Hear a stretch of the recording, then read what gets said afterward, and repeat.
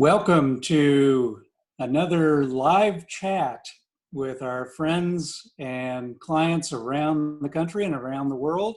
I'm Dennis Stearns. This time we have a real treat for our audience. We have the origins of wine, the birthplace of wine in California, the Bartholomew estate. And so we have with us Anna Pope and Kevin Holt. And first, Anna, we will start with you. Tell us the story of this historic estate and winery. Well, one of the things that I think is really wonderful about it is it's really a love story.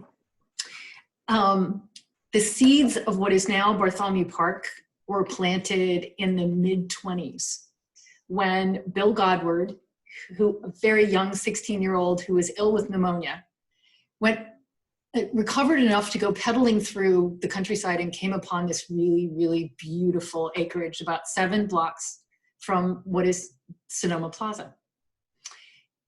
And it was mesmerizing to him. And he came to think of it as his secret garden.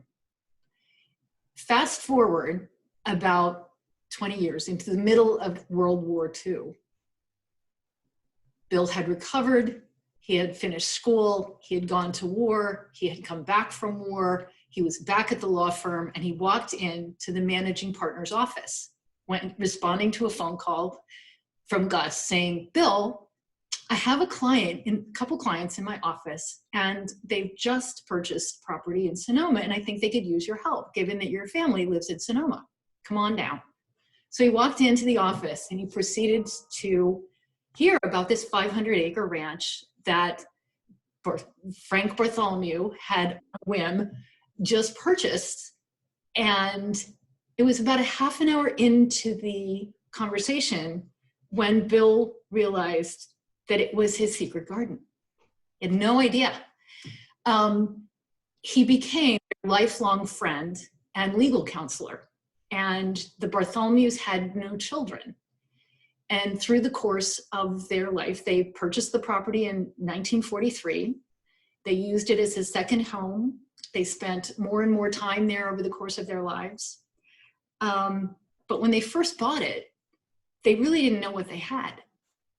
And they enlisted the aid of a professor from UC Davis to come and advise them on what could be grown there. So the man arrived on the site.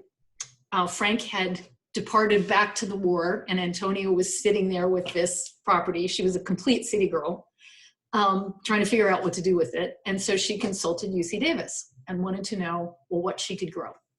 And he came and said, well, the land is really terrible, so you might as well just grow grapes. And she said, well, that's good, because I really didn't envision myself as a pig farmer. So then it went on from there. During that visit, the consultant became incredibly excited because he discovered the ruins of what were the first commercial winery in California. When they bought it, they had no idea. What they discovered was rubble, and it was the original winery of Agustin Harristy, who is the father of California viticulture. And very, very, very exciting to the Bartholomews. So they became obsessed with the history of this amazing site, what it meant for the community at large, what it meant for the state of California, really what it meant for winemaking in the US. It was the birthplace of California viticulture. The property still contains the site of his original Palladian villa.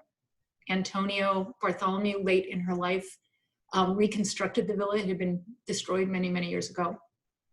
And Frank and Antonia actually operated the winery once it was restored for a number of years. And in 1968, Bart decided that it was entirely too much work. He was a noted war correspondent and decided that they should sell the little sliver of property and those original buildings, and did so. And that parcel is still operated to these days as Buena Vista Winery by our adjoining landowner. But Bart being Bart, Frank's nickname was Bart, couldn't resist, couldn't keep his hands out of the pie, and created another winery on the remainder of his site, and actually enlisted telechef, probably one of the most noted winemaker in California history. And Kevin can weigh in on that later. He no doubt knows far more than I. So how it transformed from being a weekend house into what it is today, I think is one of the loveliest stories. The Bartholomews had no children, and they absolutely fell in love with the history of the land, the quality of the land. It is a magical space. It has an amazing impact on visitors. And they consulted Bill Godward about how to protect it. And they formed a foundation, and at the end of their lives transferred what is now 375 acres to that foundation, and I'm the trustee of that foundation. And they created a trust to take care of the property, and its mission is threefold. It's to protect the land from development and the housing pressures. It's only 7 blocks from the plaza, so very vulnerable. To keep it available for the community, to create the most beautiful wines possible from these historic vineyards, and to educate the public about California viticulture and enology. And I think it's one of the loveliest gifts to the community that we have. They did a wonderful job. Yeah, great story. And so it's kind of unusual, right, that you have a nonprofit foundation involved in a winery. Yes. And so, you know, hopefully for generations to come, we'll be preserving the birthplace of wine and producing great wines going forward. So let's switch to just a little less fun topic. What's the status of the Napa Sonoma in the middle of the pandemic? How best to describe this? Chaotic, pressurized. It is very clear that with the increase in consumption, and it's well documented, I think the last thing I saw was that people were drinking or at least buying 47% more alcohol than they had before they went home to shelter in place. That clearly appears to be, in the wine industry, it's the cheap bottles. It's the grocery store bottles. So those very, very large producers who have space on grocery shelves and are in Costco are really doing quite well. The numbers that are being projected for small family-owned wineries of the 5,000 cases and under are really appalling. The projected loss of revenues is, I'm not even going to put a number on it because it makes me sick every time I think about it. Well, and so what are the potential for reopening under the California regulations? Well, it's very interesting. As you know, it changes every day. The state and the county are taking their baby steps towards allowing, they've issued guidelines with respect to restaurants being able to reopen. We in the winery trade were hoping that we would get into that bucket, but instead we got lumped in with bars, and bars are not on the reopening side yet. We anticipate that a lot of the regulations that they're proposing for the restaurants will likewise be applicable to our operations when they let us reopen. They involve, not surprisingly, a marked reduction in the number of people occupying any given space, at least 6 feet between tables, massive training of staff with respect to proper hygiene, mask wearing to the extent that it's possible. You can imagine how difficult that is for restaurant patrons to wear masks. currently under the guidelines, the patrons are not required to wear masks in restaurants, but the servers and kitchen staff are. We anticipate that that is probably likewise going to be the case in tasting rooms.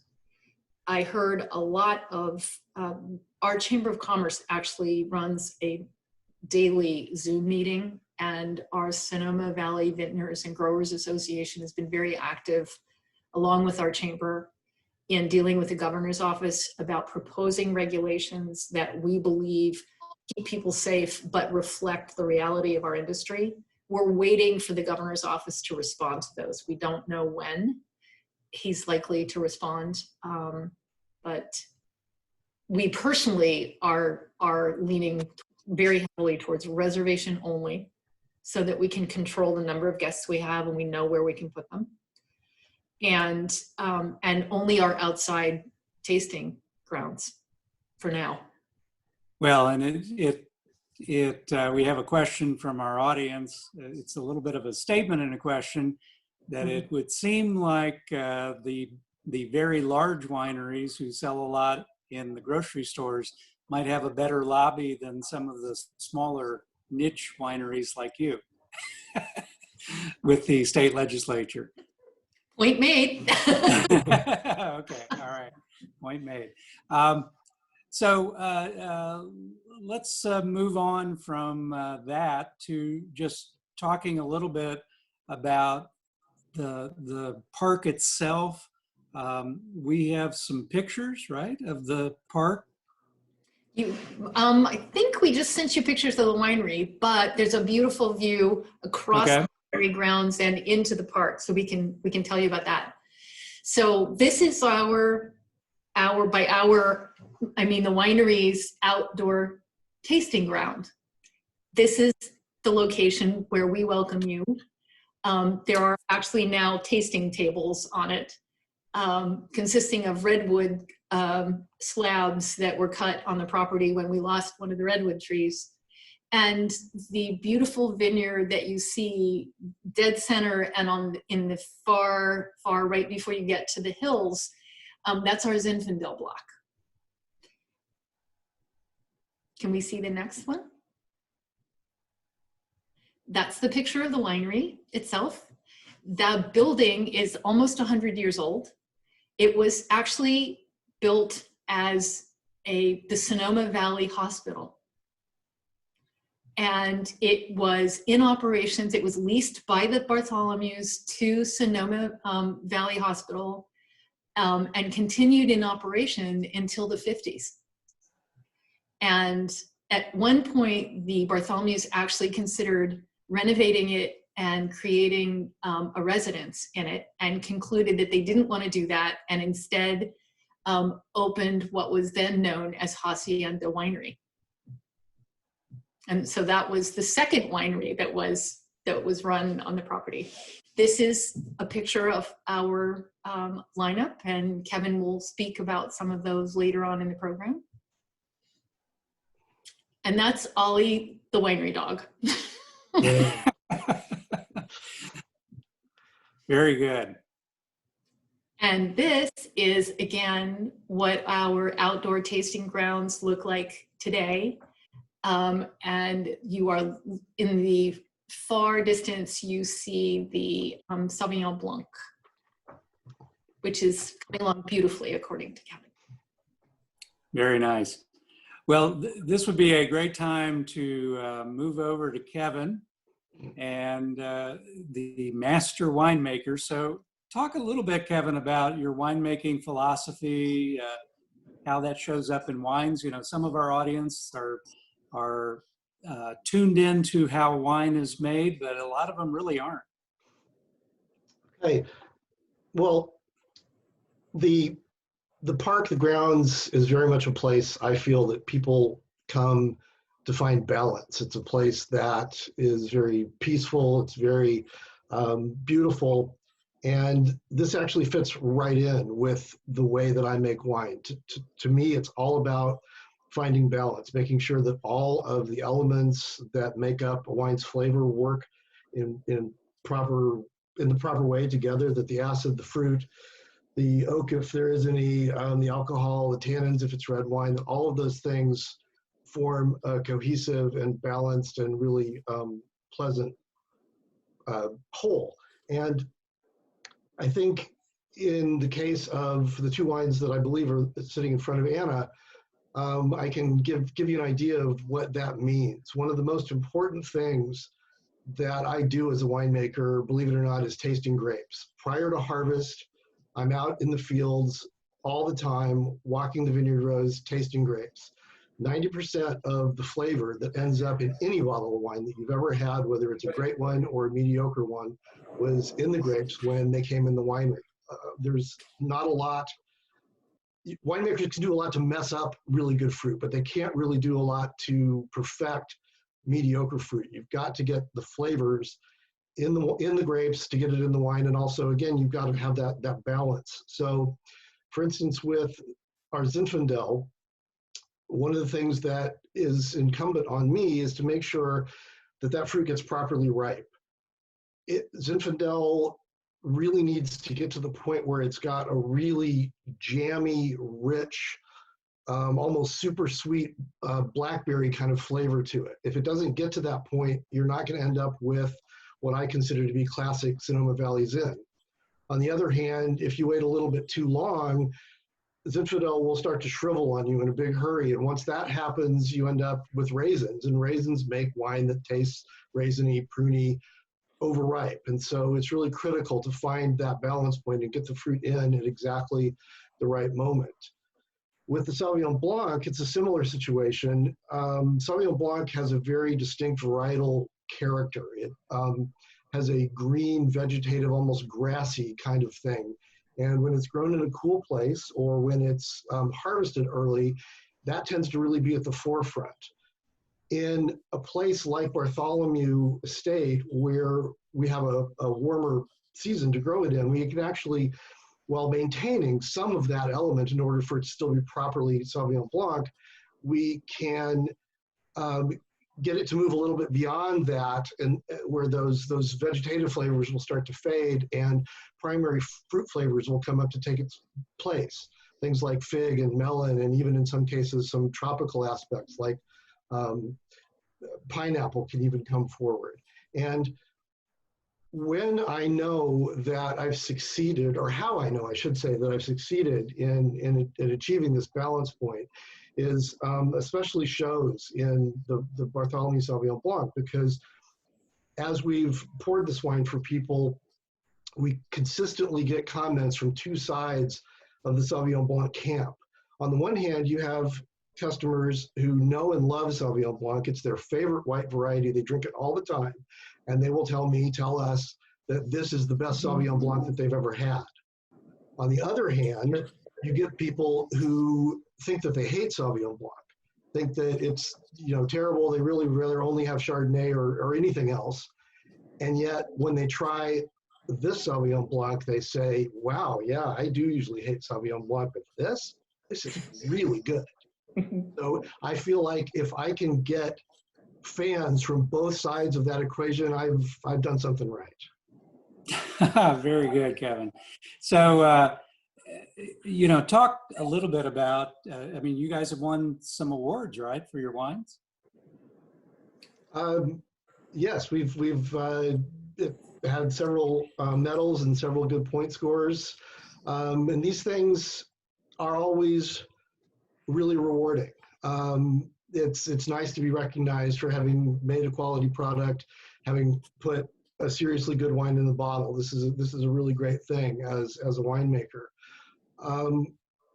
But to me, it's not really what making wine is all about. What it's really all about is finding the essence of a great vineyard, which I believe Bartholomew Estate is, and getting that essence translated into the bottle so that the wines actually express the place that they come from. That not only are they good and potentially even great, but they're different in a way that makes them unique in all the world, that there is no one else that has a Sauvignon Blanc or a Zinfandel or any of the other things that we make that tastes like ours, because it's fundamentally a sense of the place where the grapes are grown. Yeah, nice. Spoken like a true craftsman. Well, and Kevin is much too humble to admit to this, but he has a very long and distinguished history. Before we've only been open for a year, and in that year, the wines have received wonderful recognition. In his past life, he has racked up some really impressive awards. Never tell you. Very good. Well, so Anna, I think you have a fun story about a turtle researcher, I think it is. Oh, I do. I do. And the reason I love this story is because I think it represents so evocatively the impact of the property on the people who visit.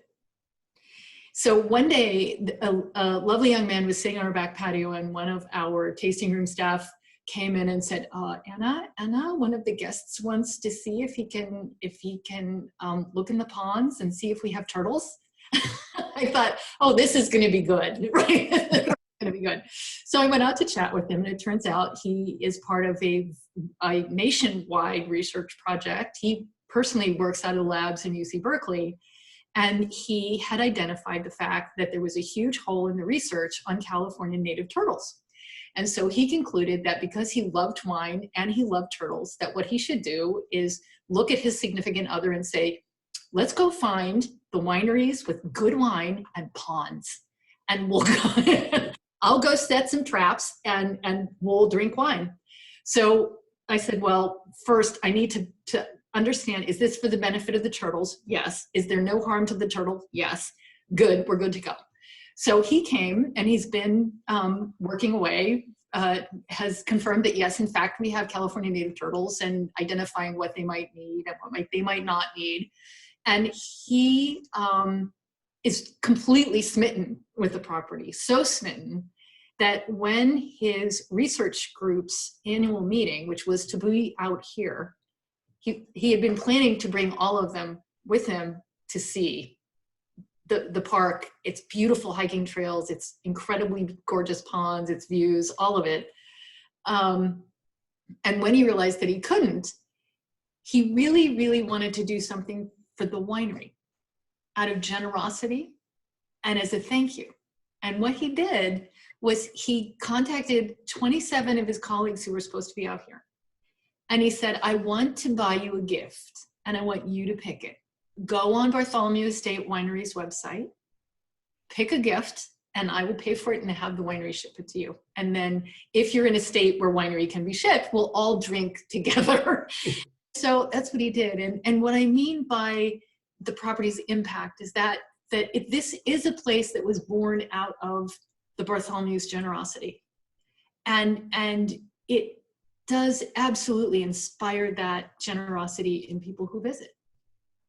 And yeah, great story. And you know, most of these 4 p.m. sessions, we try to make interesting people with interesting stories.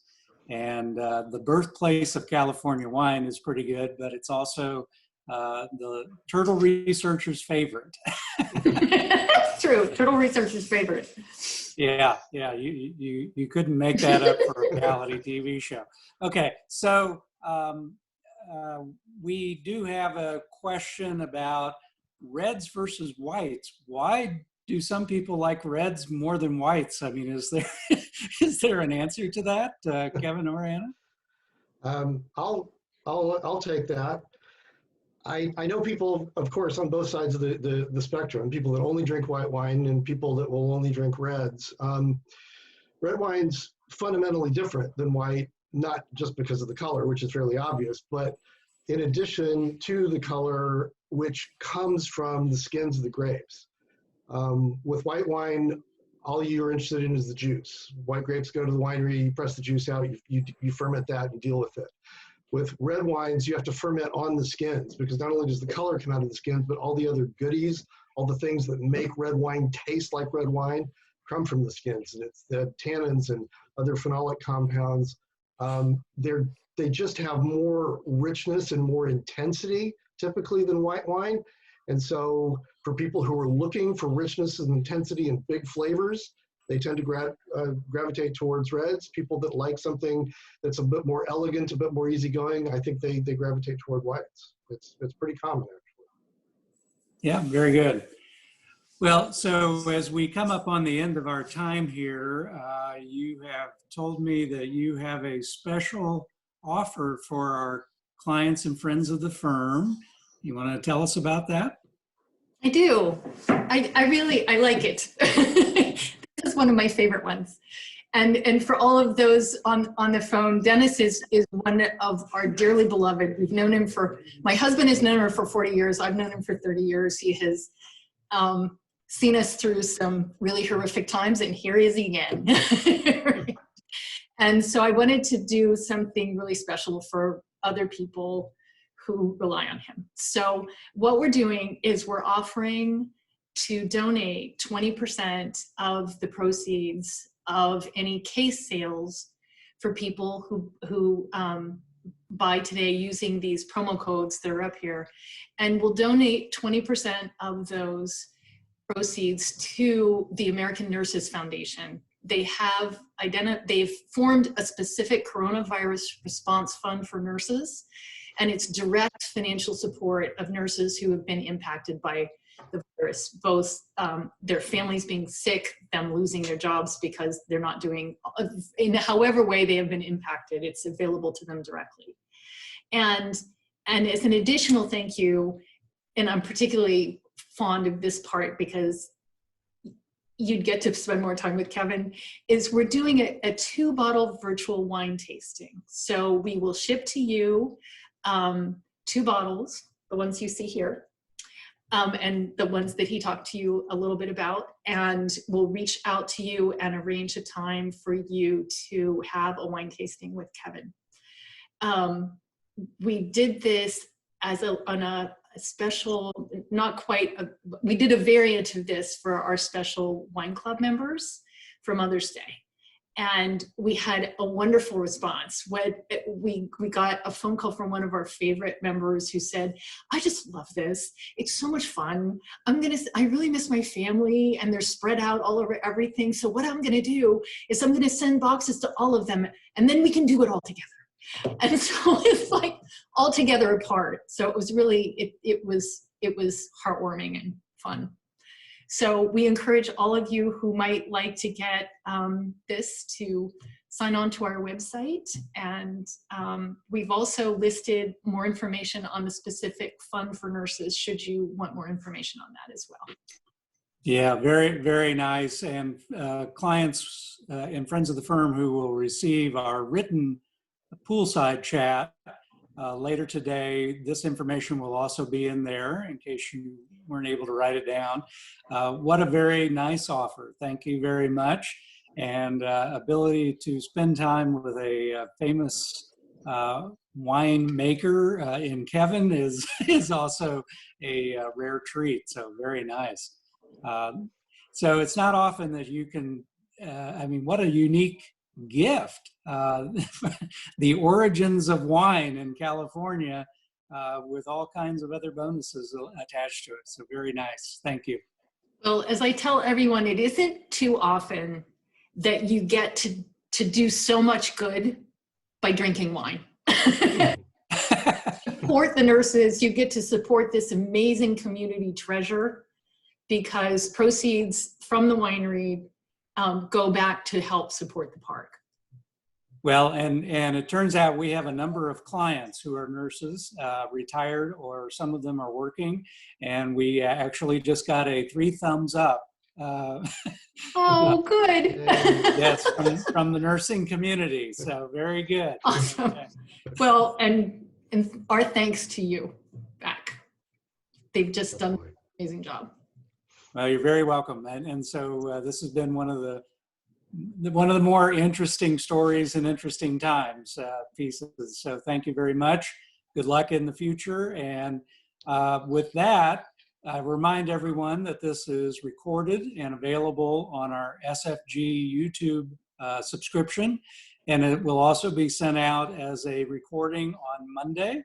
And we hope that everyone has a safe and wonderful weekend. Thank you, Anna. Thank you, Kevin. Thank you, Dennis. And thank you, Bill, the man behind the curtain. And behind the curtain. Thanks, everybody.